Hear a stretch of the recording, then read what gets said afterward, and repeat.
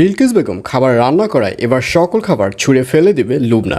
বিস্তারিত জানতে সম্পূর্ণ ভিডিওটি দেখতে থাকুন। আসসালামু আলাইকুম প্রিয় দর্শক, সবার কি অবস্থা? হাজির হয়ে গেলাম দীপ্ত টিভির নিবেদিত জবা সিরিয়ালের 394তম পর্বে কী সব ঘটতে চলছে তার অগ্রিম খবর নিয়ে। এই পর্বটিকেও মিস করবেন না, কারণ এই পর্বে আপনারা দেখতে পারবেন লুবনাকে দেখা যাবে তার মাথায় এবার কোনো কাজ করবে না। কারণ একদিকে মিজান সাহেবের সিইও হওয়া, যেখানে লুবনার সিইও হওয়ার কথা ছিল, আর অন্যদিকে যেখানে রেহনুমার মার্ডার হওয়ার কথা ছিল সেখানে রেহনুমা এখনও বেঁচে আছে এবং পুলিশের লোকেরা আসল আসামিকে খুঁজে বেড়াচ্ছে যে এর পেছনে কারা রয়েছে।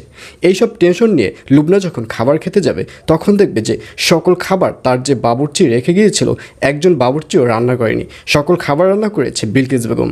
আর এইসব অনৈতিক এবং অনিয়ম দেখে লুবনাকে দেখা যাবে সে আর সহ্য করতে পারবে না, সে সকল খাবার টেবিল থেকে ছুঁড়ে ছুঁড়ে ফেলে দিবে। আর এইসব শব্দ পেয়ে মিজানকে দেখা যাবে সে তাড়াহুড়ো করে ঘরের ভিতর ঢুকবে এবং ঢুকে দেখবে লুবনা সকল খাবার টেবিল থেকে ছুঁড়ে ফেলছে। তখন মিজান বলবে, কী ব্যাপার লুবনা, তোমার কি হয়েছে, এগুলো তুমি কি করছো?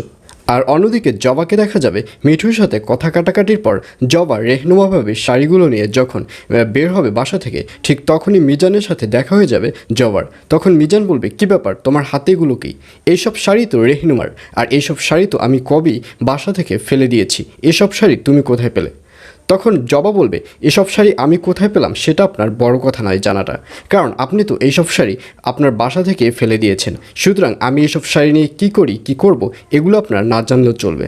আর এইসব কথা শুনে মিজান বলবে, আসলে তোমার সাথে কথা বলাটাই আমার ভুল হবে, কারণ তুমি তো আমাদের বিপক্ষে আন্দোলন করেছিলে, আর অন্যদিকে তোমার যে হাজব্যান্ড রয়েছে মিঠু, তার সাথে তুমি বিশ্বাসঘাতকতা করেছো, যার কারণে তোমার হাজব্যান্ডের চাকরি তুমি নিজেই খেয়ে ফেলেছো। অবশ্য তার জন্য আমার অনেক উপকার হয়েছে। তোমার হাজব্যান্ডের চাকরি যদি না যেত তাহলে সিইও পদটা আমি পেতাম না, তার জন্য তোমাকে তো ধন্যবাদ দেয়াই যায়।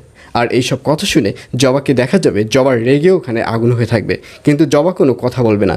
জবা তার ভাবি অর্থাৎ রেহনুমার জন্য যে শাড়িগুলো নিয়েছিল সেগুলো নিয়ে রেহনুমার কাছে চলে যাবে। আর এছাড়াও থাকবে আরও আশ্চর্য সকল ঘটনা। সুতরাং সবাইকে জবা সিরিয়ালের আগামী পর্ব দেখার আমন্ত্রণ রইল।